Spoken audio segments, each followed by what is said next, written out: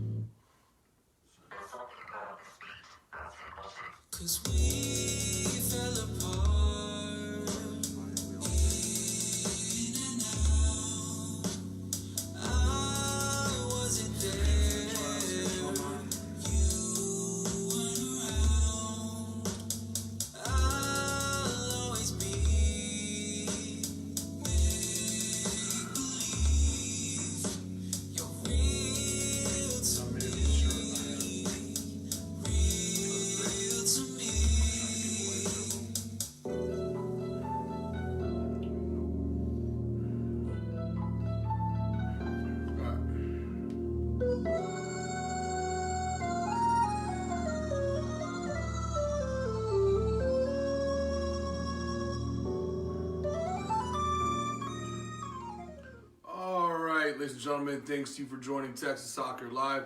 I'm Sean Tellez, and as always, I'm with my buddies Raul Villarreal and Richard Romero. And we're here for number 22, episode 22, our holiday show, our second one, coming up on almost 2 years, just a couple months of doing Texas Soccer Live. So, for those of you watching on playback, as usual, let me give you the rundown of what we're going to talk about today. So if you want to jump to a certain topic, you may. And we got a bunch of different things to cover. A lot of things to round up. Now they're about the end of the year. A lot of things finishing up before we get into the start of some new soccer. So first of all, we'll talk about MLS and the championship there with Atlanta United and what's going on with the Dynamo in the offseason.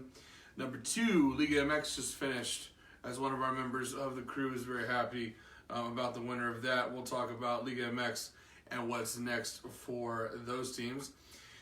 Then we'll talk some CONCACAF champions. Your Houston Dynamo, one bright spot from last year is that they're in the CONCACAF Champions Tournament, and that starts up in February, so we'll talk about all 8 of those initial matchups.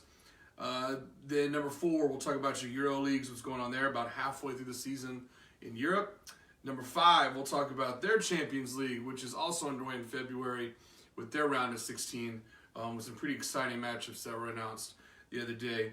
And then lastly, we'll talk about what everyone's trying to get to, and that's the World Cup of Clubs, which is coming down to its final game this Christmas. So, without further ado, let's get into things. And there are lots of giveaways. So hopefully those of you that are watching, if we can, we like to give away lots of stuff. We got show shirts. We got a Dynamo prize pack with a bunch of different things in there. So we'll see who's watching things live, and maybe we'll see if not watching live, then we'll give away some things after the fact.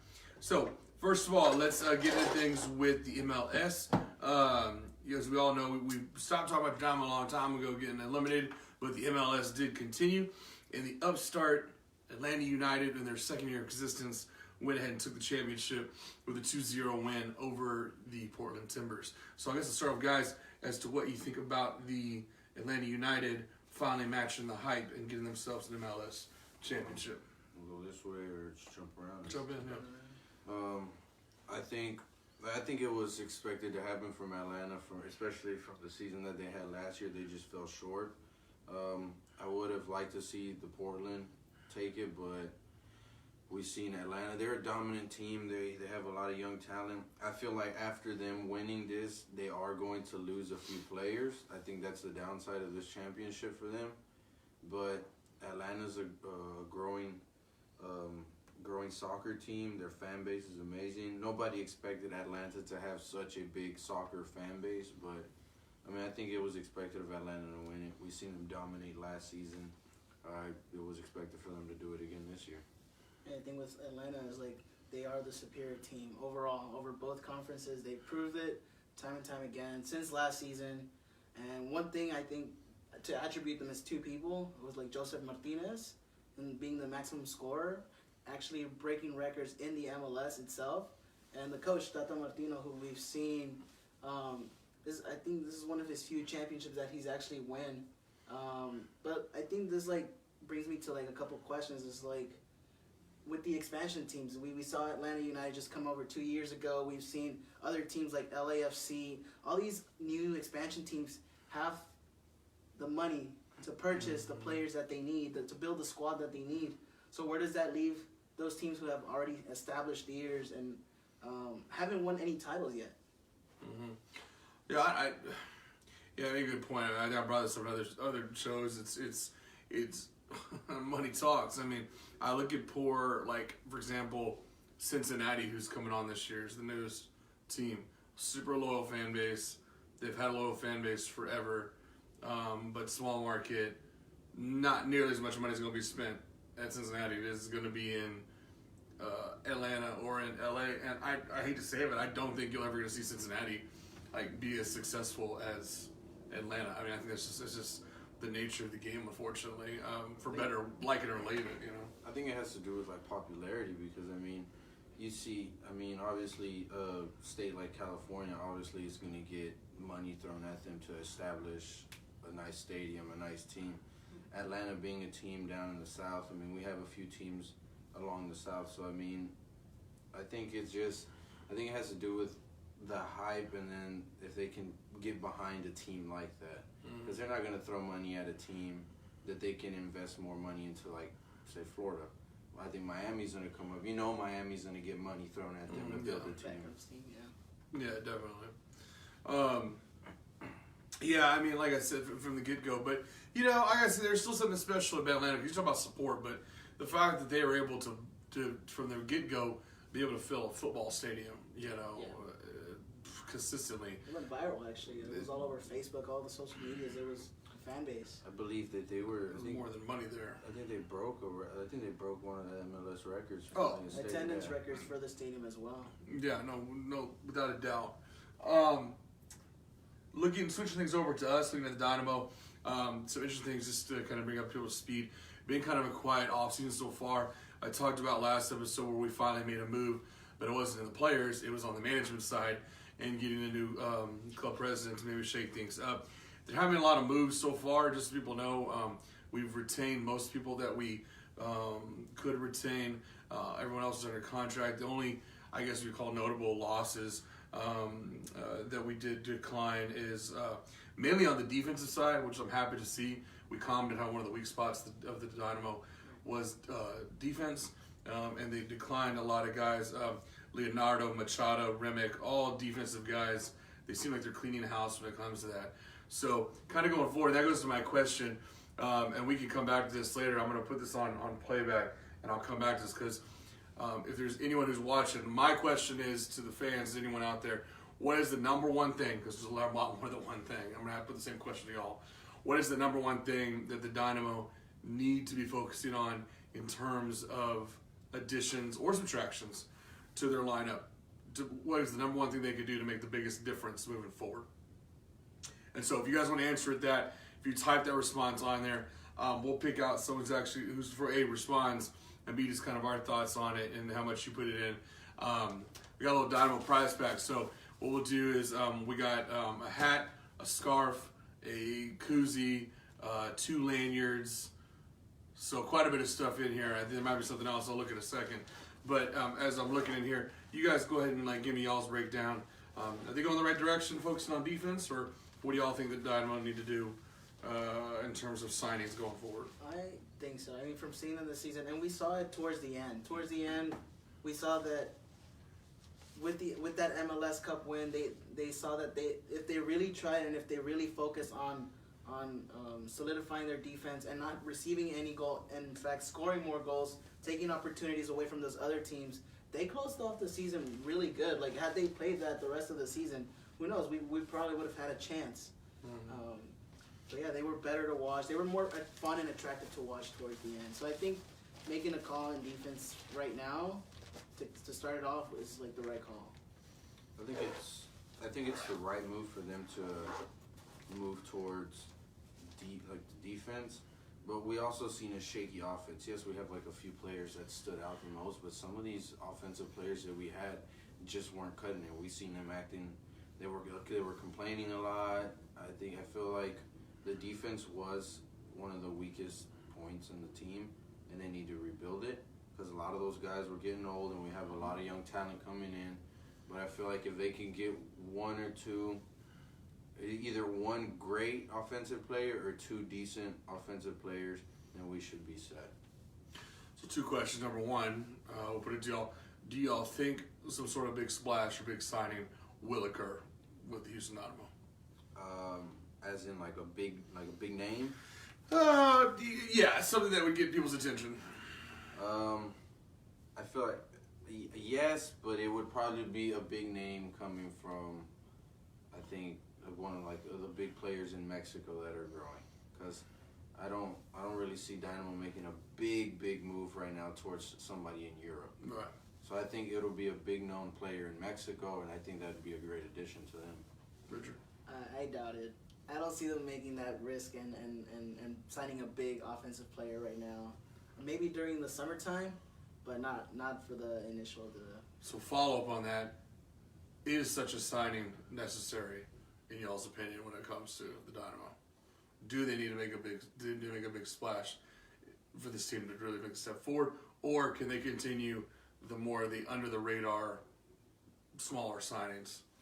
I think a big signing that they need would be coach-wise. I don't think it's more player-wise. I think if they could get a coach, a big-name coach that could come in and really create some chemistry within the team and stick to a solid formation and a solid team, I think they can do it. But when you have a coach that likes to experiment all season and then tries to lock down a lineup the day of a big game, doesn't really work out. You got to build up. So I think a big signing, coaching-wise, they need a big-name coach to come in and really set up shop and do what he has to do. Right. Yeah, well, I mean, you went overboard on me, but just sticking within the players who play on the team, I think if they're a strong collective, then anybody could end up scoring if they have such a collective team where they have a strong defense, and then on the mid and the offense, those 2 sides are able to incorporate a 3 or 4 line formation up front, and make those goals. They can come from anybody. I feel like an all around team is what it's kind of what we're starting to see around global soccer. It's just that there's not going to be that one main attacker. 2 big things I want to see: a season that starts off and continues with a healthy AJ De La Garza and Cabezas together on the back line, because they showed what they can do with really anybody when they play together. And number 2, that we don't see what I call, and I mean this in a negative way, a Cubo Torres type signing. In other words, you sign the name, right. It gets a lot of flash, maybe sell some tickets, but it's not worth it. If you're going to do it right going forward. Be interesting. Not a lot of time. If something's going to happen, as we're going to talk here in a little bit, CONCACAF Champions starts February 20th. And so you have basically 4 or 5 weeks from now before official training camp starts. And if you want someone who's going to make a difference and blend in with the team, that's going to be it. All right, switching gears, let's go south the border. And this is where I think me and Raul are just going to sit back for a couple minutes. He's earned the right to talk about it. So as we all know, there was a Into the League MX playoffs a couple weeks ago. Both my team was knocked out by Cruz Azul, and Cruz Azul got the lovely honor of getting knocked out by Richard's Club America. 2-0 aggregate for the Liga MX title. So, Richard, here's your platform. Take it away. Talk about your lovely Aguilas and their championship. Thank you, Sean. I mean, I'm not gonna glove, because essentially, like, this tournament and the Liguilla itself was really tough, and it really showed us which teams wanted it more and who didn't, who played the best offensive and defensive, and who learned from their mistakes throughout the Liguilla. Like, I'm not gonna say America was the best team in the Liguilla, because Monterrey, Tigres, Santos, and Pumas, they were all great. Even Cruz Azul. Every single team was very strong, but what Cruz Azul stopped doing and didn't learn from their mistakes from the Monterrey game, because they only went to the next stage because they tied and because they were first place. Oh, yeah, we'll talk Right? about that. Yeah. Second, Pumas did the same thing when they played us in the semifinals. They stopped playing on that second game. They thought they were okay with the score that they needed. They all they needed was just one more goal, and they would have eliminated America. But instead, they got the 6-1 at that during that second game. Bears. And during that first game, Toluca really came for us at the first game.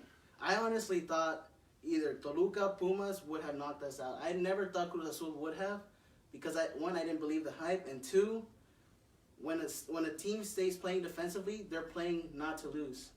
And how are you going to go into a final trying to redeem yourself for 20 years that you haven't won a title by playing like that? I mean, honestly, the only team that made me nervous after the first round that I knew was going to be a problem was going to be Club America, because of the simple fact of that Toluca matchup. It was the only team that I saw that actually was challenged in the first round in terms of, like, I'm like, okay, you took the best shot Toluca could give you on the chin. Pumas didn't scare me at all for the first round, but when I saw, that result. Now, what also made me do is at the same time, though, it made me think, okay, we can beat Toluca, we can take them on. Like I said, whole other thing that I'm not going to be that petty, but I mean, the fact that, like I said, you Cruz Azul fans, the only reason you got past there is because the higher seed. Let's just be facts, right? 1-0, 1-0. You did nothing else special. 1-0, 1-0. Had you not had that extra rank, I mean, that's it. I mean, I hate that that's how it is. I wish that extra time and penalties were in the semifinals. I get not having it in the first round, but oh my God! And I'm not saying just because of my team. It just seems illogical to me that you're one of the final 4 teams and you lose because of rank. Well, I mean, and for them it must suck, because every single time that they go off and lose a final, they end up in one of the first 2 places in the league. So for them, I think they feel like this is all unfair, because they have to go and play another tournament, which is the Liguilla, and then lose and keep losing. And who knows? I mean, we made fun of it on our chats, but it's true. What does Cruz Azul need to win a championship? They need to lift that curse. So that's what they need. Hey, buddy, it's 22 years. I mean, I don't really have much space to talk because it took us 29, but it looks like you guys are going to go past 29. I'm just saying, because you had one of the best seasons you could have had. they sat back. They played too safe. Yeah, you were in first place. You dominated this whole season just for you to get to the end and lose. I think this final happened 5 years ago when you guys lost against America. Exactly. I mean, this Liguilla was interesting. I mean, obviously we fell short. The teams that we wanted fell short. His team made it all the way.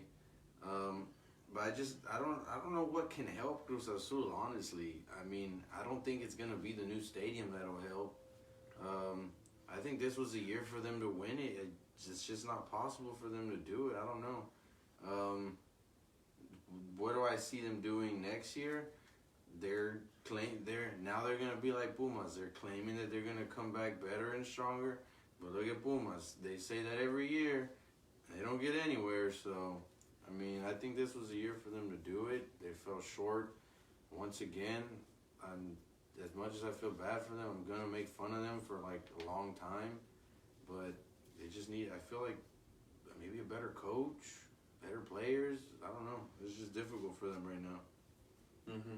So it definitely feel like this, talking in broader terms, I know we've talked about this several times, but it definitely, I felt, and I'm not saying this because this was my team, I almost felt like I kind of wanted to see, and we were talking about this, pulling for a North versus South, Mexico City versus Nuevo Leon type battle that never panned out. I mean, I know they got what they want. They got two historic rivals to play each other. Part of it was kind of disappointing because I wanted to see, you had three teams from the North that were in that final top, and then you had, you know, a bunch from around Mexico City area. But you know, it is what it was. What it is. I mean, what now? 13 titles for, you know, Club America. Club America had been sitting on for. I mean, it's kind of, I hate to say that it was due, but it was kind of due. I mean, if you look at consistent pattern and you look at the statistics, I mean, there's a reason I call Club America the Yankees of Mexican soccer. I mean, because just like the Yankees in American baseball, they're always going to be somewhat legitimate. They're going to have off years like the Yankees, but they're always going to be competing for titles. They're always going to be in the playoffs. It's a rare off year if America is one of those teams that's not in the playoffs. I don't care what major shift occurs in the sport. It's just one of those staple teams. I guess the only team that'd be an exception to that is because I used to talk about Chivas like that for a long time, but clearly they have, you know, clearly they have fallen off in terms. We'll roast them here in a second. And it comes to the institution level. Like, I feel like all of that pressure, all of that motivation that each team needs comes from the top level of the institution. And I mean, I'm gonna bring in the Liga MX Femenil, but America also won that championship. Under 17 youth for Club America, also champions. So that's 3 championships for the institution. Saying that something is going on within the institution itself, not just for the men's team in Liga MX. That's true. I mean, like I said, you can make the argument that there's maybe sometimes teams, and maybe it's a good parallel when you talk about national organizations, that there's too much focus on a particular group. Obviously, men's are going to take the highlight of any organization just because of numbers and money, et cetera. But, you know, there's a lot to say that if you build up the culture across your organization, it's going to be infectious. I mean, it's one good point to make. Second thing, and like I said, I think probably a lot of these on playback. We have a lot of our show shirts we're trying to give away. So if you want one of our show shirts, I want you to tell me, I don't care who your team is, but you tell me how your team is going in the Mexican League. Tell me which team your team is going to be better and why. So if you are a Cruz Azul fan, convince me why this wasn't a fluke and they're actually going to be back in the Final Four and even the championship next year. If your team did maybe get knocked out, tell me how they're going to fix that and how they're going to be better and why. If you do that, you'll get your choice of a show shirt. And once again, we'll watch this back, the comments afterwards, and reach out to you people who participate. How you do it, just make a comment with your team, why. Same thing for the Dynamo prize pack. Tell me what's the number one thing the Dynamo have to do. Thoughts on, there have been a little bit of moves going around already, a little bit of, not really trades, but there's been a few transfer stuff going on. Do y'all sense any major shifts? I mean, I almost feel like we're at a point in, I mean, because it's a shorter offseason, obviously, between Apertura and Clausura, but I mean, you don't see a lot of bigger stuff in the summer.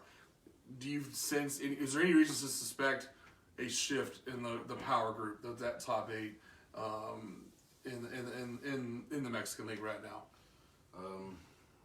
I feel like the only difference that's going to change is I think Cruz Azul will fall. I feel like they're gonna still be dwelling over the loss, and they're not gonna have their new stadium yet, I don't believe. So I feel like they're still gonna be stuck over the loss and they're gonna fall. Maybe when they get their new stadium, they'll jump back up, but I don't see any new teams coming up. I think it'll be the same mix-up. You have your León, you'll have Tijuana like jumping in and out, but you still have America, Toluca, Tigres, Monterrey, Santos. You can have the same old. Chivas, even worse than what they were this year. So We'll see. I mean, it caught up to them like almost 2 years ago, where they were in danger of being relegated. Yeah. But, Yeah. I mean, we'll see. The years do catch up, and it is 3 years before, so something between 2015 and now, those scores will be counted in their relegation system. And who is it? I'm trying to remember. Who is it that's fighting that battle? Is it Veracruz this year that's fighting that, or is it? And you also have to remember, I Yes, think it is Veracruz Veracruz. and Lobos Buap, one of those. Yeah. Because I know Lobos paid. They can only pay Last so year. much, so I think this if they don't. Well, and figure it with out. the new restrictions, it makes it almost impossible for a new team to move up now. Yeah. And that's remember how they didn't have what's their face didn't get relegated. Didn't happen last time because the team that was coming up from was supposed to come up didn't meet the stadium standards Yeah, or you're something. talking about the Querétaro and Yeah. that whole triangle system with Yeah. Jaguares and all that. Yeah, I was looking at that very recently. Because you got like apparently I was looking at there's only like 4 or 5 teams in the second division that actually meet the qualifications, and they do it on purpose. It's all the owners in Division 1 getting together, going, "Oh, let's keep our team here." That's what kind of sucks because that completely breaks down. One of the things I like about Mexican soccer, unlike U.S. soccer, is that they have relegation. It pisses me off in U.S. sports that we accept you get rewarded for being crappy. No, the rest of the world says you're crappy, you go away. Like The only team I want to see come up is Dorados, just because I want to see what Maradona does. I mean, and he choked. He choked too. Yeah, he Yeah. did. Yeah, but I mean, I feel like that was just like a publicity oh, it's stunt. without a doubt a stunt. But I mean, I feel like maybe if he comes to first division, maybe maybe he'll do something. I don't know. Yeah, Unless he goes to a different team, but then again, he went to like Mexico's drug capital, and we already know how he is. We see him in the World Cup. I mean, Dorados were in the Well, they were Liga good at MX one a couple point. of years. Dorados A couple years was ago, good. just 2 years ago, I think. Yeah, I think they were in first division, Yeah, and used to be then my second team. boom, they fell. So I mean, But I think San Luis now they're a good candidate, and they will be playing for the relegation, and they are within the requirements to move up to the. and I feel like Liga that's MX. only because Atletico Madrid bought them and they built that team up. You know That's what? true. That is Like, true. That's the only reason I feel like they are. And when they come back, they're gonna have the money to support players and stuff, and then they're gonna be one of those teams they're like Necaxa. Necaxa came up. I don't see Necaxa disappearing anytime soon either. We're staying right in the mix, yeah. Yeah. You know who I think will be a surprising team who may come back is Leon, and that's only for one reason. Not with Donovan, at least. Well, yeah, not with Donovan, but Ruben Sambuesa. Mm-hmm. Oh yeah, he's He left Toluca. Toluca, honestly, without him, that team wouldn't have had that strong match that they did against America. There's that group. When I put like Leon, Pachuca, Santos. There's like that mix of like 3 teams. There's always it's like they take turns. There's always one in that group that emerges, and then the other 2 kind of take a step back. They're always in the mix. They always come forward. That's the other thing for me. I thought Pachuca was going to surprise and sneak in this year because they're just a weird team. Well, when they it were comes close, to- but they didn't win their match. Yeah, extremely close. Yeah, 1 match away. So, okay, let's bring these 2 leagues together because we do finally have a CONCACAF Champions League that's been set, which brings together 4 Liga MX teams together with there's 4 MLS teams in there and 8 other champions, if you will, from around Central America, North America, and the Caribbean. So we have your Houston Dynamo that are in there, and I noticed some of the comments about that. Let's get into this. I want to go through each one. Not a surprise. I mean, the drawings, how they do the pots, it favors the big countries. If you're a champion of some smaller country, you're obviously going to play a big dog to go forward. But what's interesting, I want to kind of go through. Let's pick this out. Some will be easy and obvious, but I'm more interested in the potential second round matchups, especially if you're a Houston Dynamo fan. If you're Houston Dynamo get out of the first round, there is a huge chance. Well, no, it's a fact. They'll be playing none other than Tigres here in Houston, Texas, in the quarterfinals. So let's go through each one, and there's some other crazy matchups as well. First, we have Alianza versus Monterrey. I think it's pretty safe to say, unless there's some major choke, that Monterrey is going to go through there. Alianza's, from wrong, they're Costa Rica? No. What country is Alianza? I was going blank for a second. I forgot where they were champions from. I think it is Costa Rica. I know we had 2 Costa Rican teams. Yeah, so. Alliance FC. Where are they from? Salvador, El Salvador. So Shout they're out to all the Saudis out there. so El Salvador's champion Alianza is playing Monterrey. I'm going obviously Monterrey. I'm assuming y'all are gonna agree with me on that. Yeah. Okay, so we can just put that right across the board there. Next, your MLS Cup champions Atlanta United are going to play Herediano, and Herediano's from I gotta remind myself. They're from Guatemala. Herediano FC is from Costa Rica. So Costa Rican team, they were up there. There's actually a couple Costa Rican teams that made it in.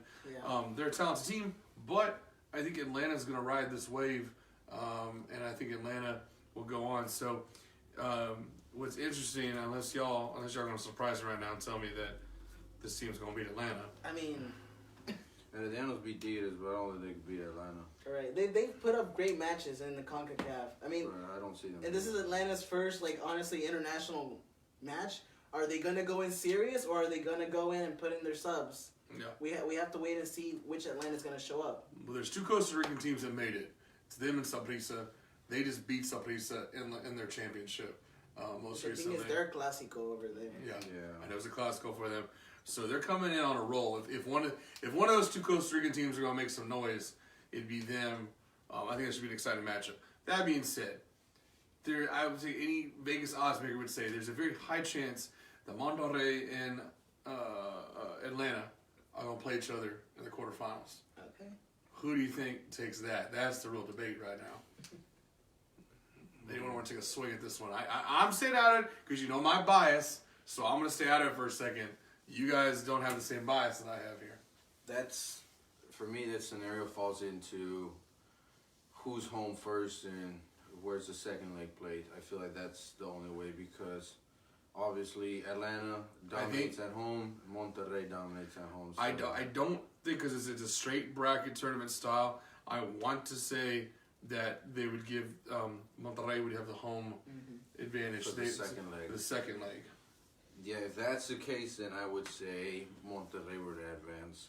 Just because Monterrey has had so much experience in this tournament, they've won titles before. So, and then like we said, who knows? Maybe Atlanta may go all in. Maybe who knows? They might lose players. That's the thing. They might lose players also. So, I mean, who knows? But I would pick Monterrey to beat Atlanta, and if that were the case, because I don't think. Because, see, Atlanta's not used to going to a Mexican environment like that. So It's gonna be their first time. that'll be their first time. At least other teams at MLS have done it. Like Toronto has done it. But I don't think Atlanta would be able to handle it. I feel like they'd kind of be like worried or they'd be scared for their lives. Richard, what do you think? I'm gonna have to go with Monterrey, but again, this is all gonna come up to: are these teams gonna come in serious and want to win this tournament, or are they just gonna use this tournament as putting up their bench in the game? Here's my thing: Monterrey is hungry for a title. They're hungry for a title. They need a title. They're desperate for a title. So this will be, So I feel like this is something that they want to go all in for. I don't believe that they're in the Copa MX. I don't think they made it into that one. I'm not sure. Because I know you can make it into both, but I don't think they made it into that one. So I'm not sure. They come up short on multiple things. Yeah. Okay, next grouping that's kind of interesting. Third matchup from Panama, Independiente versus Toronto FC, the Canadian champion. I always think it's cheap that Toronto gets in this tournament because they get an automatic freaking bid every year because they're not in, ironically, because they won the MLS championship the year before last. They're in because they're the Canadian champions and played this Canadian stupid cup against basically it's the 3 MLS. Montreal and Vancouver. The winner of them plays the winner of the Canadian League, which is, I don't know, the Saskatchewan Beavers or some crap, and it's like, and that's how they get in. So automatically, every year, one of those 3 Canadian teams has an automatic bid in the CONCACAF. It's like so stupid. But anyways, Toronto gets to play them. Toronto obviously the heavy favorite. Even with the crappy year they've had, I don't think Toronto's going to screw things up against the Panama champion. But funny enough, it was because of this CONCACAF Champions game last season that they went on a decline. Right. It's true. It is. I feel like they might come back for vengeance just because they couldn't make it before, and they already know the talent that comes into these. I'm surprised they lost to Chivas, but I mean, I feel like they're gonna come back hungry, and they already got an idea of what was going on. So I feel like they're just gonna come in and try and dominate again. They gave game to every single team. They gave. Yeah, because I mean, we fell short against. We fell short too. I'm curious this next matchup because the winner of this will probably be playing Toronto. This is the one crossover we have in the first round between MLS and Liga MX. Sporting KC versus Toluca. I don't know about y'all. I'm going Toluca this one. I think Toluca's freaking hungry after what they just went through previously. Y'all think Sporting KC? And it looks like, Toluca is the home field person on this one. I'm taking Toluca. Well, I mean, them losing Somos might be kind of difficult for them, but I feel like Toluca can do it. I don't think it's like Sporting KC's like in Atlanta. I don't feel like they have the potential to go and play in Mexico. Right. Yeah, same for me. I mean, I'm so used to having a Mexican teams dominate this tournament. But last year, MLS teams dominated the hell out of that tournament. Yeah. So, I mean, I don't know. So we'll see. I mean, they are the runner-ups for the. Come back. They are the runner-up for this West on the MLS. So. Well, and I'm real curious. This goes forward. Toluca has a chance if Toluca with the route they have to take. If they can knock out Sporting KC in the round of 16, and then they have to face Toronto, and they knock down Toronto in the quarterfinals, that is a dangerous semifinal team. I don't care who the other teams are. I'd have to say Toluca is at that point in the tournament would be a favorite in that Final Four if you've come through that route. I mean, you gotten tested by two high caliber MLS teams. I don't know. I think it'd be a great. I think Toluca Toronto would be a great matchup. I mean, on paper, it looks like something that would be an even match. I can't really give an upper hand to either team. Yeah. I'm assuming it looks like Toronto would have the home field if that matters at all, but not by much. Let's get to the interesting matchups. Richard does, and I can't even say their name because that's how irrelevant they are. Guastatoya from Guatemala. Let me give you people background. You tell me. This is only their second full year in their Division 1, the Guatemalan Division 1. They won the championship all of a sudden in their first year in Division 1 Guatemalan. I think my house has a bigger seating capacity than their stadium. Does Guastatoya have any chance against your Dynamo, or are the Dynamo what I call the classic Houston trap? It's a trap game, and they're going to take it so easy that they're going to get trapped, and they're going to get mentally down. Right, and again, that's the same thing. Are they going to go with the mentality to win this thing, or are they going to not take them lightly? Because I mean, Alianza Monterrey, Herediano and Atlanta, Independiente and Toronto, Sporting KC, Toluca, and now we're on Guastatoya and Dynamo. I mean, they're at capacity. Standing room only 5,000. They're high school stadiums here in this town. They're twice that capacity. But it's a classic trap scenario. I mean, if there was ever a more classic trap scenario built for a team. Now, I think the difference is the Dynamo. Right. The only thing that salvaged last season was getting into this tournament and getting that cup. And so, like, if you don't have the motivation to fight for this, the majority of the team's coming back. I mean, we're a Central American heavy team, so you're familiar with these style of players.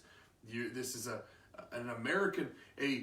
CONCACAF style tournament suits the Dynamo. That's what I do like about this tournament.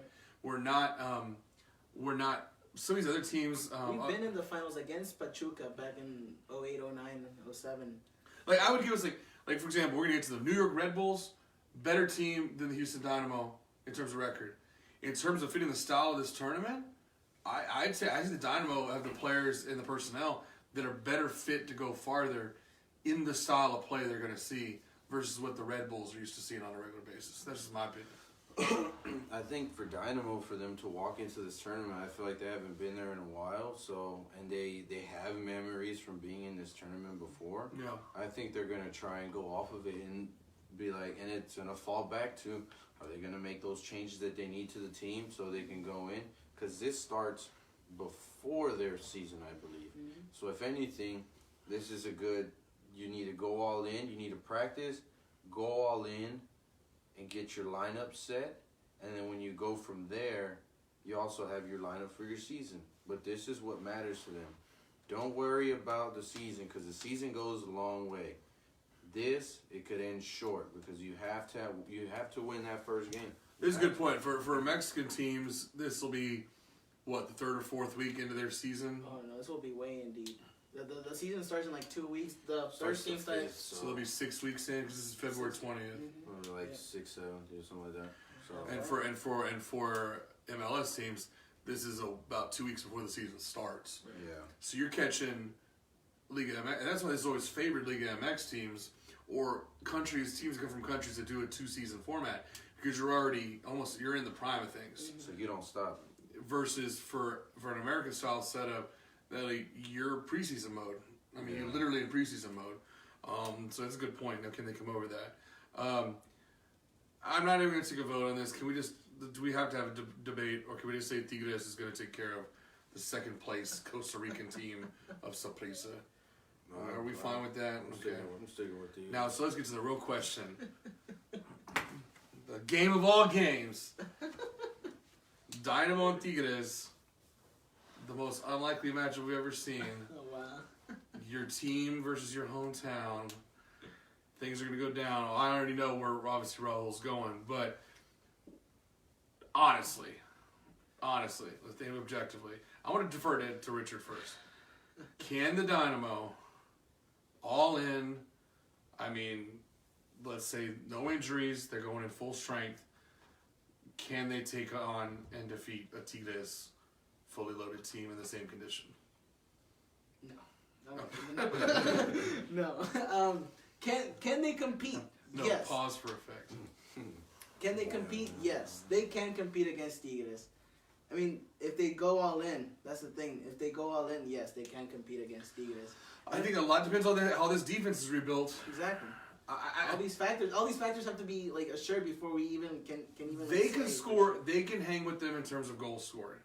They have the offensive, but what's going to determine whether the real truth to it all is going to be the defense. Goalie obviously goes to advantage Tigres, but that back line, it all depends on how the Dynamo rebuild, and like I said, the timing.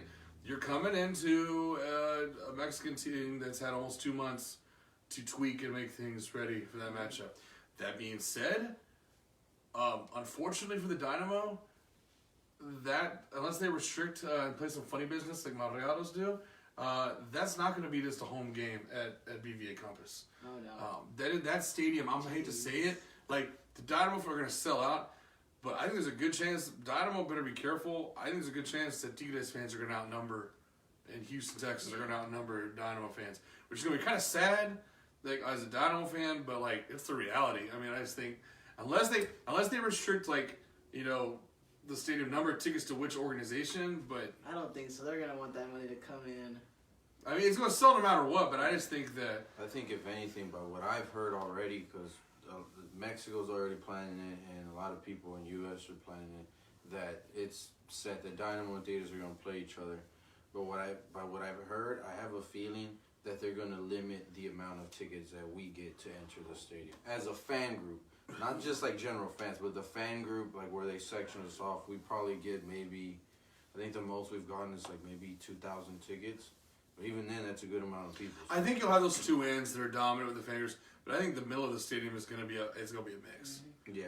It's going to be a mix. Be like that Pumas versus America. There were more Pumas fans in the Barra in the Estadio Azteca than America on that semifinal game. Yeah. It'd be interesting, and like I said, that's another. If you look at it so far, how we've done it, all three of these quarterfinal matchups, if it goes how we said it, what are they? Liga MX versus MLS. You have Monterrey, Atlanta, Toronto, Toluca, Dynamo, Tigres. The only place where that it could happen again, if you look at the last two matchups, you have Atletico Pantoja from Dominican Republic, I believe, the one Caribbean team, versus NY Red Bulls, who made it to the semifinals this past year, a pretty solid team. And then in the last matchup, you have Marathon from, where's Marathon's from? They're from Honduras. Honduras versus Santos. I'm taking New York. For the first game, I'm going to take New York. New York is a solid team. We've seen, I think this past season, they were pretty strong too in MLS. And then, obviously, you've seen Santos. They got into the playoffs. They were in the mix. They had one hell of a season too. So I would see another MLS Mexican team. If there's any chance, in my opinion, this last matchup is the only chance, realistic chance on paper, for there to be a disruption to it. I think Marathon is the only team that could possibly upset Santos on an even ground. Especially going and play over there in Honduras. Every single time, every team that goes and plays to Honduras, that field is purposely not fixed for some reason. Well, I'll tell you the other reason I want to go, that I would go for Marathon as a Dynamo fan. Well, let's say if Dynamo, this bracket style, the Dynamo could pull up the upset over Tigres, and I would become a huge Marathon fan, because with our Honduran players versus them, you take away their advantage big time. Like, if that hypothetically were to happen all the way in the final, now that would have to be a Final Four matchup. But Marathon versus Dynamo, that's a pathway. But I'll say you this: if the Dynamo can get past Tigres, like Red Bulls, Santos, Marathon, those are even matches to me. I mean, I think the Dynamo, that's the biggest hurdle, is in the round of 8 for them. Going forward, because if they can get back past that and go to the Final Four, I think, you're looking at a possibility of going into a final. That's why I think that makes the Tigres matchup even that much bigger. And the same is true for Tigres. Tigres get past that round. I don't think Tigres are going to have a problem against a Red Bulls or possibly a Santos team. Depends. Possibly Santos, depending on how they're playing at that point. I would pick New York over Santos. Well, and the Red Bulls, I thought there was a moment there. The Red Bulls looked like to be the one team that could have knocked off Atlanta. There's a reason they were in that Eastern Conference, and they played them strong, but they've been upsetting people all year. I mean, it was all year. It was Red Bulls Atlanta, Red Bulls NYFC. I mean, those three teams were up there, and they've gotten younger and pretty solid. So, once again, if you want to give us y'all's pick, if you think out of the 16, there's 4 MLS, 4 Liga MX teams matched up in this, who you think is going to go forward and take it all. February 20th and February 27th for the Dynamo. That means the 27th will be the one that's here. The 20th is in Guatemala to start against 5,000-seed Guatastoya, the mighty Guatemalan champions. All right. This will be a quick one, because I want to switch gears to the real, I'm not saying the real champions, but the talk about going from, I respect CONCACAF champions, getting to the real champions, if we will, in Europe. Let's take a quick look at the Euro leagues. I always like to give a quick rundown of of each league, the big 5 as I call them, anything that surprises you as we go there. Premier League, right now, exciting matchup, and we're at the half. By the way, one more week, we're halfway through the season in all these leagues. So halfway through the season, Liverpool is in first place now, 45 points. Man City, 44. We got quite the title race developing in the Premier League. Right out of there is the Spurs, Tottenham with 39, Chelsea 37, and on the outside looking in, number 5, Arsenal 34, Man U 26. Any thoughts on Premier League? I think Liverpool has been surging. It's exactly like we said at the beginning of the season. It's like it was going to be Liverpool and Man City, and it's exactly them. Mm-hmm. I am really glad that Liverpool actually took that lead this weekend against Man U. Because this is going to be exciting, because whoever wins their next match might end up being the deciding factor for who's going to be the champion. Both are also in Champions League as well, so some added layers there. Mm-hmm. Any chance that the Spurs can get in the mix? They're always the perennial number 3 or 4 guys. I don't see them. No, they're just, those 2 teams are too dominant right now for one of them to fall. So I think Spurs might become like a game close, but I think it's just a tough race with the first 2 that the third one is not really being paid attention to. Right. Which, could be an advantage to them, like an underdog, but it's Liverpool, and I mean, I think Liverpool could finally be that team to like take it away. It's reminding me a little bit of that Atletico Madrid that's kind of stalking there and isn't quite there. I would really want to see that three top teams fight for this cup, but as of right now, I don't think it's gonna happen. Richard, let's keep it with you. Your thoughts, La Liga. Barcelona is sitting there in first, 34. Sevilla is the number 2 team at 31. Atletico Madrid also at 31. Real Madrid has moved back into the contention number 4 with 29. And then Real Betis 25 and Getafe 24. Interesting matchup this year. You have that bunch up in the front. You have basically 2 games with your top 4. Any surprises, any thoughts on La Liga? Not much of a surprise. I can't actually see the fact that those teams are so close. Madrid, it's not Real Madrid at least. It's not a surprise. We knew they were going to be there, but they're not going to beat the 1 or 2 for a while. That's just the way I see it. You obviously have Sevilla moving back up. Sevilla was a strong team for a while. Atletico Madrid been making moves and stuff, so you always see them up there. Barcelona, it's kind of I believe that they can take it away, but you have Sevilla and Atletico going at each other. That I feel like Barcelona's going to be doing their own thing, but they might be able to sneak up behind them and get where they need to get to try and take it away. Is it just me, Richard, or am I crazy here? It feels like to me, this first season with Ronaldo, not in La Liga, that I feel like it's not the league to watch this year. It isn't. And it's proven to us that the real league, which one is the real league to watch around the globe. And it's sad to say, but it's the truth. But sticking within La Liga, for me, the surprise, Sevilla, to me, has been a surprise. And again, going back because I didn't grow up watching La Liga, so I don't know any of its history. But what I can say right now, Sevilla are doing great on Champions League and in the league themselves. Right.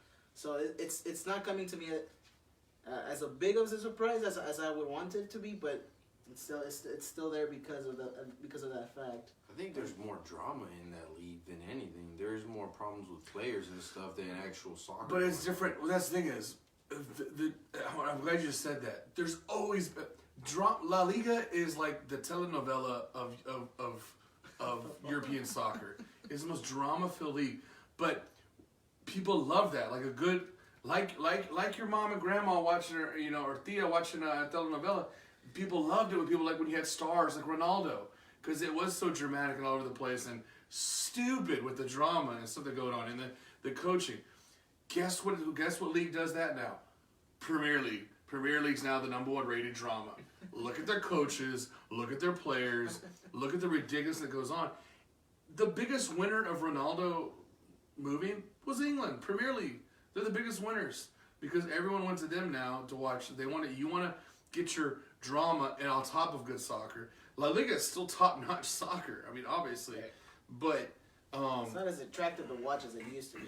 Right, there's not the same storylines and the Clasico's still the Clasico, but it's not the same players. This year, Messi didn't even play in the club. He was injured, so I mean, imagine if you will, if like all of a sudden and I know they're not an equal matchup, but it's the same thing. Like all of a sudden, Guignac's off the Tigres, and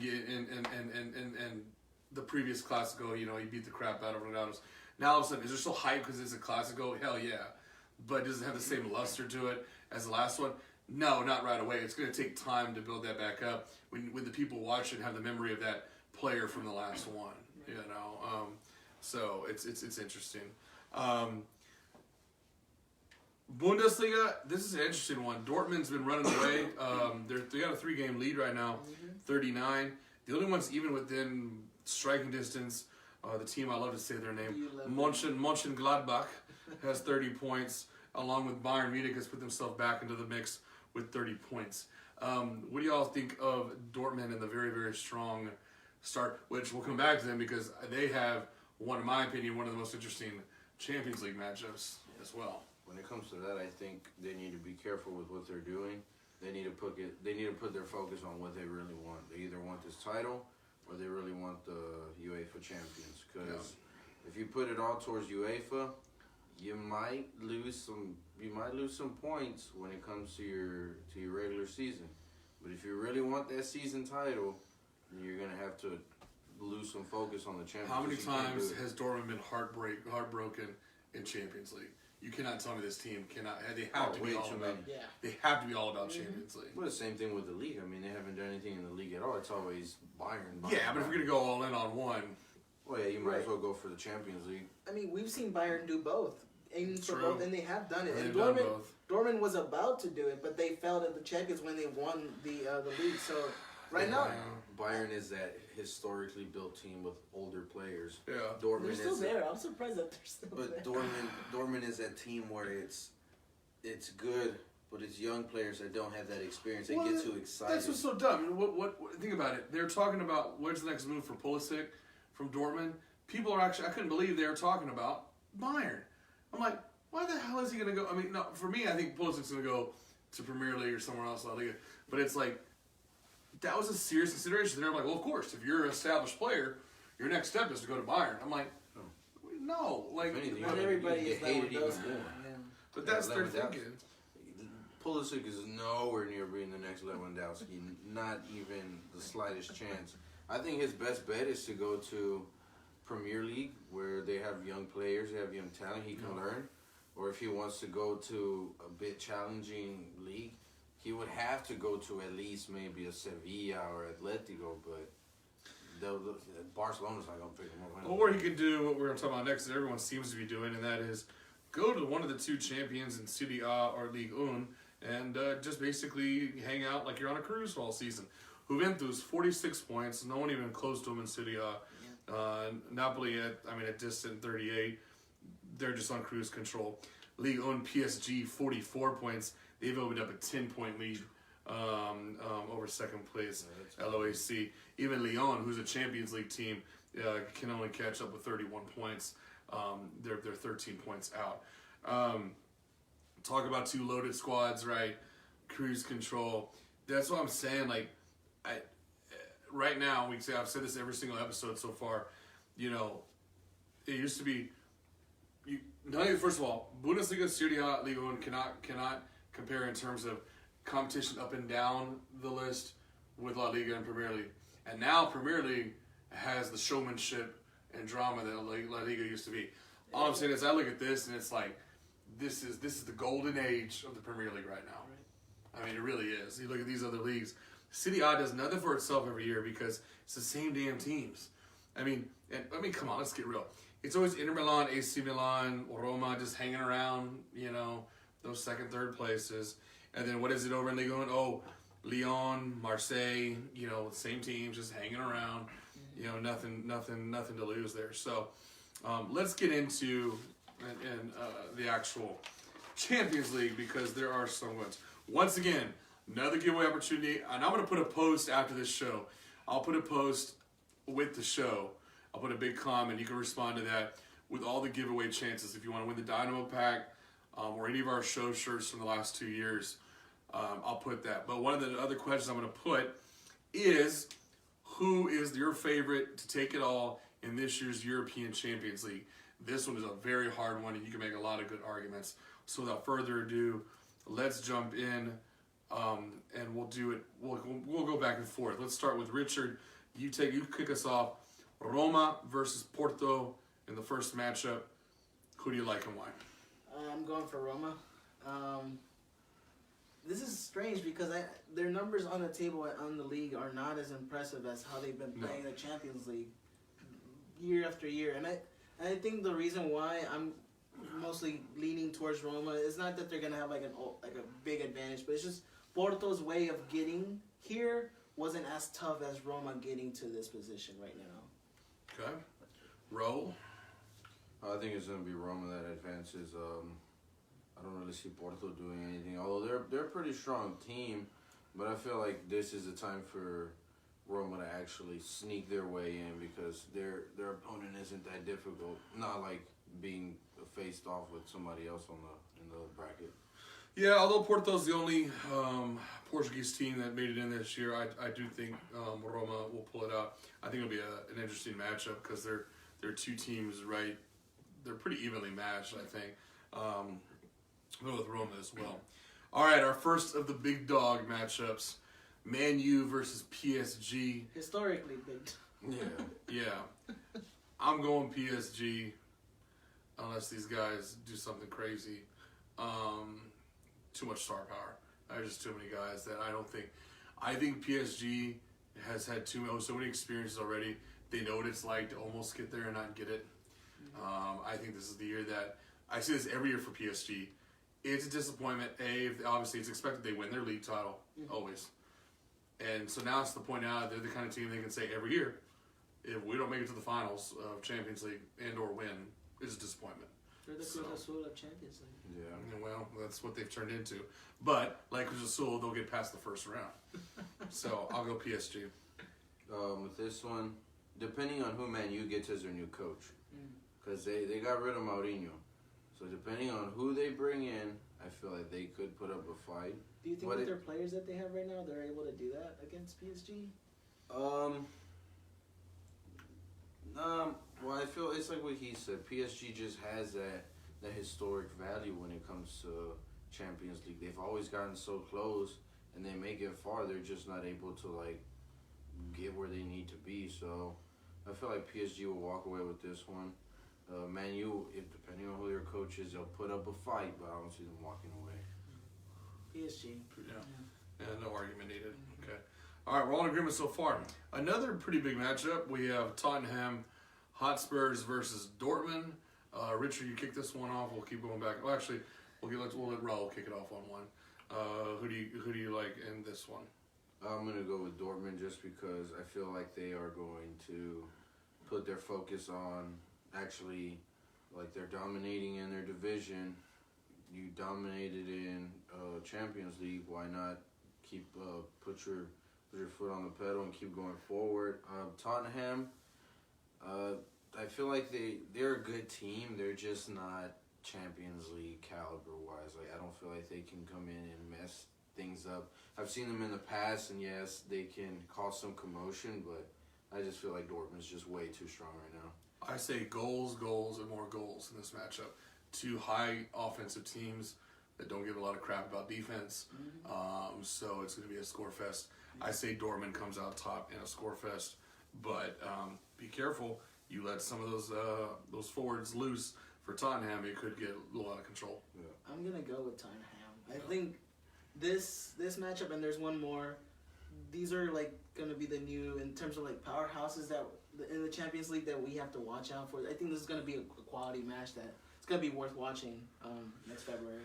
Number 4, and we'll be halfway through. A team that I'm so glad they're finally back in Champions League because of the history of their franchise, and that's Ajax coming back against Real Madrid.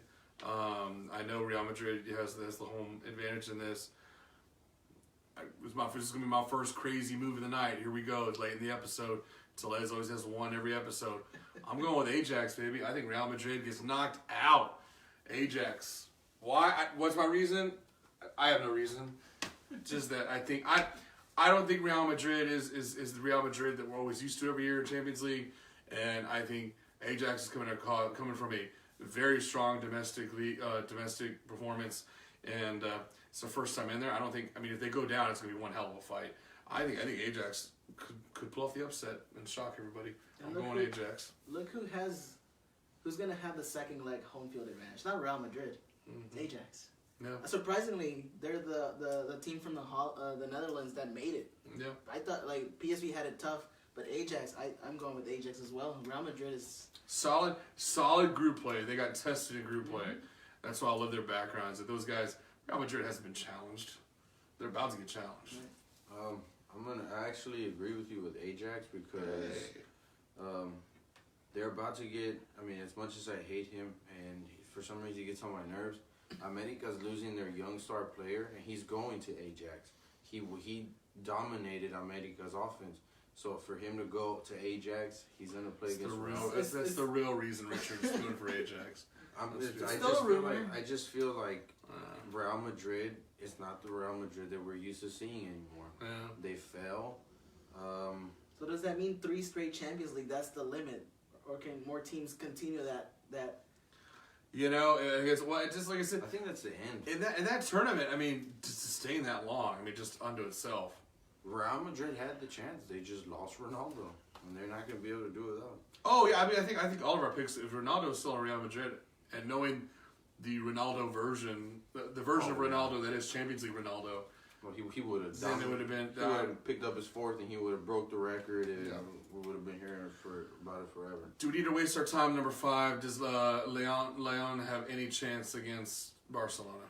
This team can chill. Barcelona is that one team that can always chill, but They could. realistically, no. No, Barcelona. I'm gonna take Barcelona. Look at- Barcelona chokes, but I'm looking at Leon being number 4 in the the crap league that is Ligue 1, and I don't see it. So I think we all see a Barca. All right, let's get to the real matchup that I think is going to be exciting to watch. Liverpool versus Bayern Munich.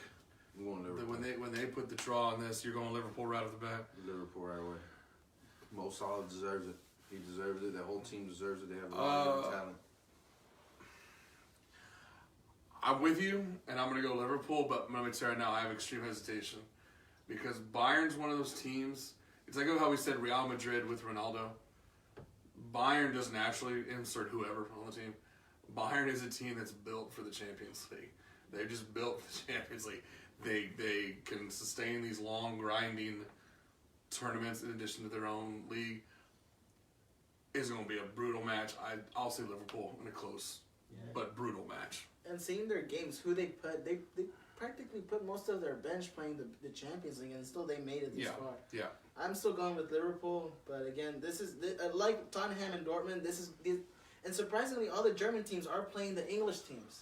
Well, and I think it's also interesting. I also think that speaking of Liverpool has some scores to settle from last time. Liverpool did have a very successful run, right? I think if everybody stays healthy for them, they definitely have ambitions. Out of all the Premier League teams, with the exception of maybe Man City, based because of their positioning, I give Liverpool the first, if not the second best Premier League chance of going all the way. Now, speaking of Champions League Ronaldo, him and Juventus' new squad plays a resurgent Atletico Madrid, another beast of a matchup. I can't go first on this one, so I'm gonna let one of y'all go because I'm torn on this one. I'm going Juventus. I feel like Juventus has finally woken up and they've gotten used to playing with Ronaldo.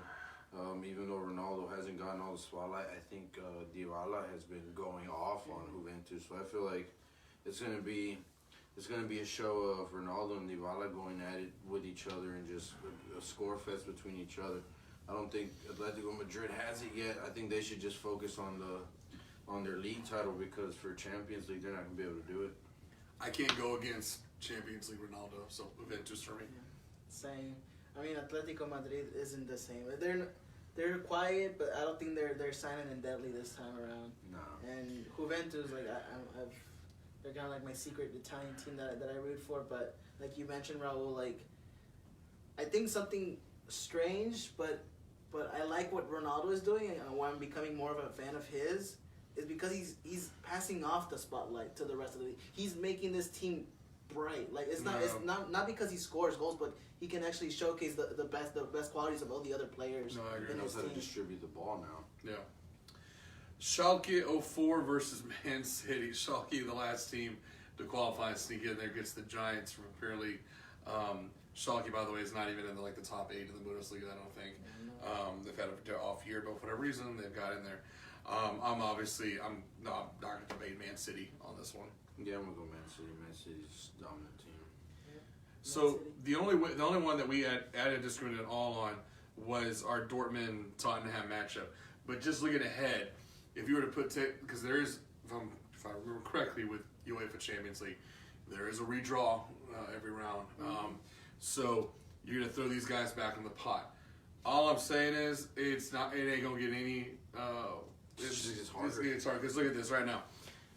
If you have a pot of 8, Roma, PSG, Dortmund and/or Spurs, Ajax, Barca, Liverpool, Juventus, Man City. The way along with Ajax, you could maybe possibly throw in Real Madrid. Who knows? I mean, yeah, historically speaking. Yeah. If you want to go historical trends, you go with Real Madrid.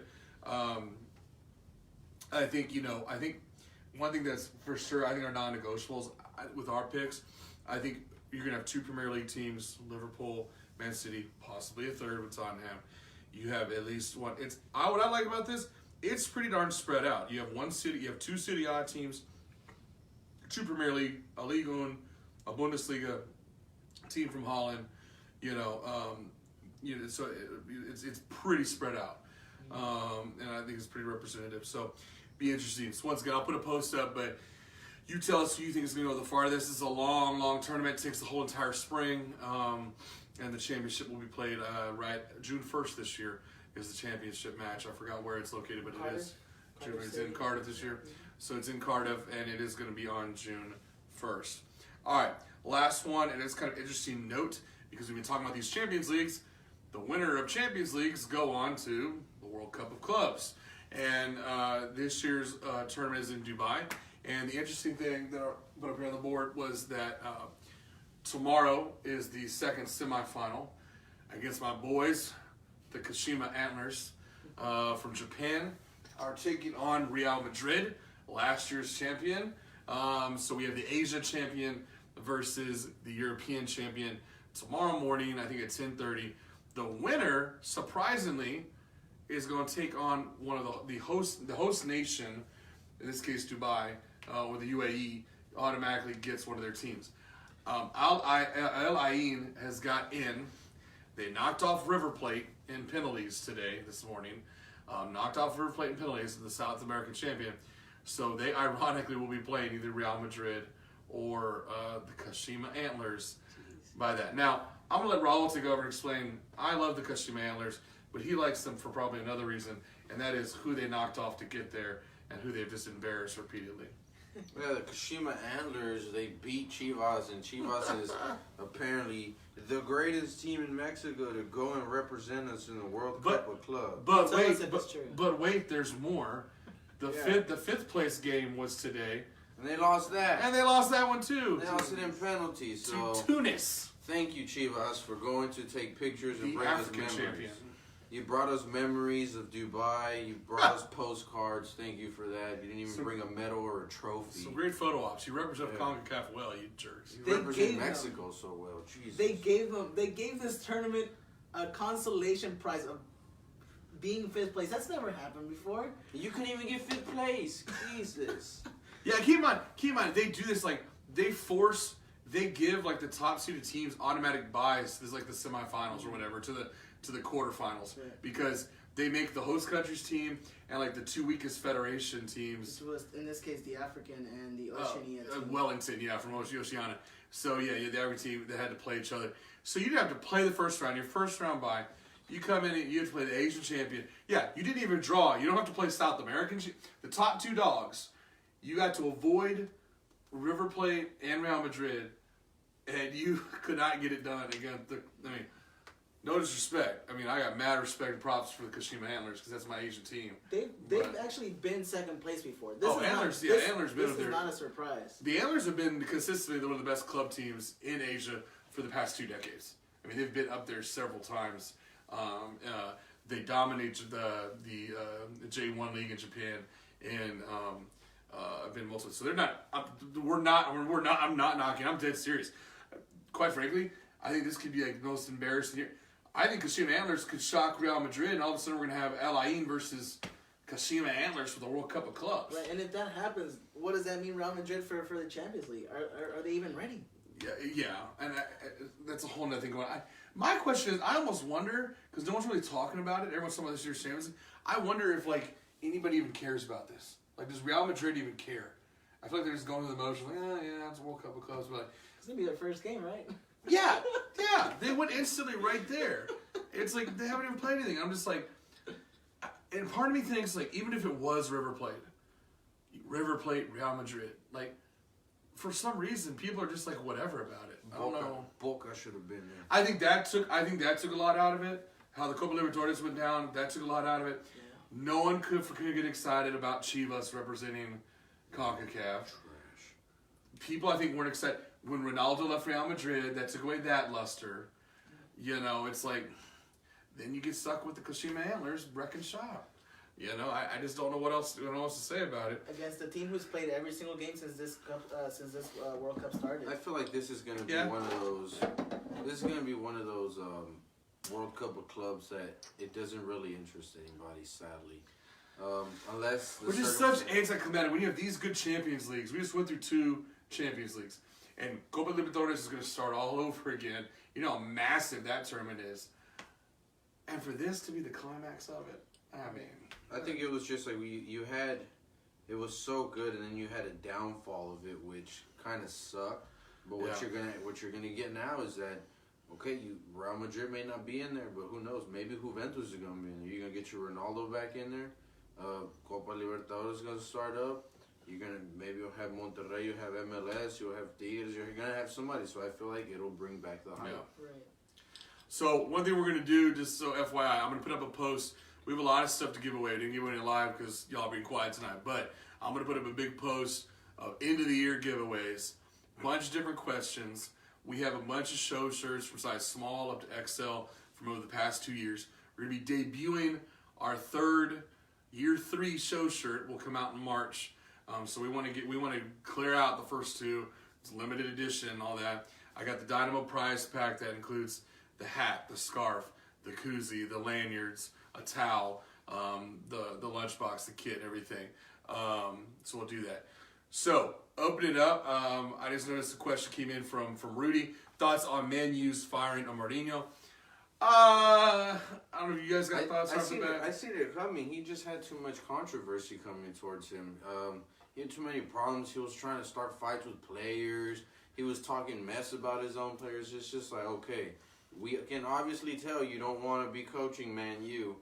You either just quit or you give them a reason to fire you. And I feel like what Man U did was the right move because they're about to go into Champions League. True. Let's get rid of this piece of waste and let's bring in somebody that's going to actually probably do something. So I think it was the right move. He's been weighing down every team he He weighed down on the Real Madrid. He weighed down on Chelsea.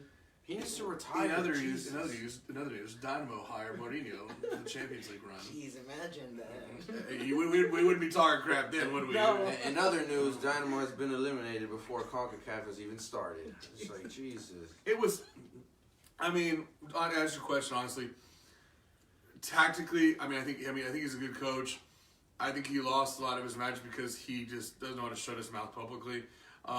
He got so caught up in that, like I said, the drama of the Premier League. He fed into that, and like you got to have a strong personality. That's why I like. Why am I going blank? Liverpool's coach. Is it Jurgen Klopp? Jurgen Klopp, yeah. That's why I like Jurgen Klopp so much because he has fun, but he's also serious, and he doesn't take himself so serious. But he also like with the media. Mourinho was getting, offended by this. It was watching a press conference with him I felt like I was watching like WWE. It was just like the way he was calling people out. It was like Stone Cold Steve Austin walking into a tournament. You know, he might as well just have like chugged a beer and threw it at someone. He likes the public to like come at him. He's more of a show person than keeping quiet. He's the Vince And McMahon. that doesn't go well. They have contracts with NBC, and we know how NBC is with all the. All we were missing was Jim Ross and Jerry Lawler. Oh my God, don't do it. And then he insults himself, insults the team, insults someone in England, makes a racist he was a clown. So, as you can tell, Tech Soccer Live doesn't miss Mourinho. It was the right move. Dust in the wind, rest in peace. It was his anniversary today, right? Yeah.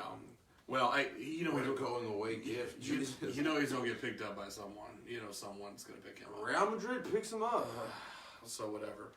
Okay, with that, guys, let's move a little over time, but I will put up a post right after this of several ways you can win show shirts support.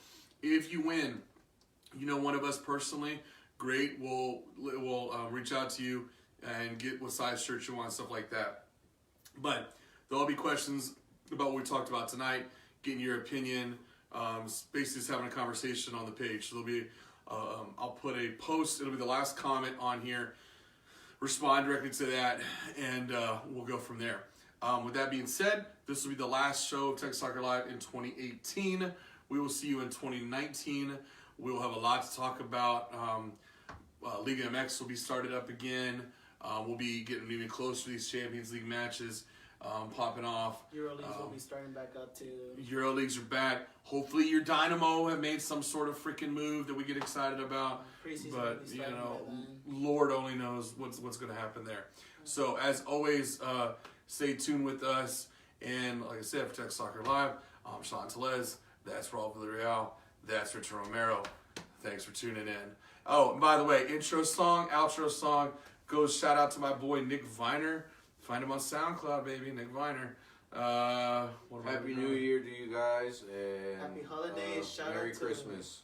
Shout out to Juan Valle. Saludos Oh, to yes. Southeast. Southeast in the house. Ulpi, shout out. Shout out my boy Rudy, Northwest in the house. Karina, You need your I see you. you need your truck towed. Call it one. Tow services in the works coming soon. Yeah, he's a hero, pulling people from floodwaters. If you ever get stuck in the waters, call my boy Juan. Lita, Hey, it's a SoundCloud artist. Try and block this Facebook. I want to give a shout out to our sponsors, Ziegenbach and Schreinerbach. Thank you very much. We now have alcohol sponsors. Yay! Sorry, Ozarka. they lost their sponsor. Dr. Coleman, who kept these beers cold. Wait, when are you going to? We'll have live European interviews from Richard. Live from Italy. Live from Italy. Ronaldo on Texas Soccer Live next episode. Hey, I'll be going. I saw that. If they make it, I'll probably be going to that first game after class.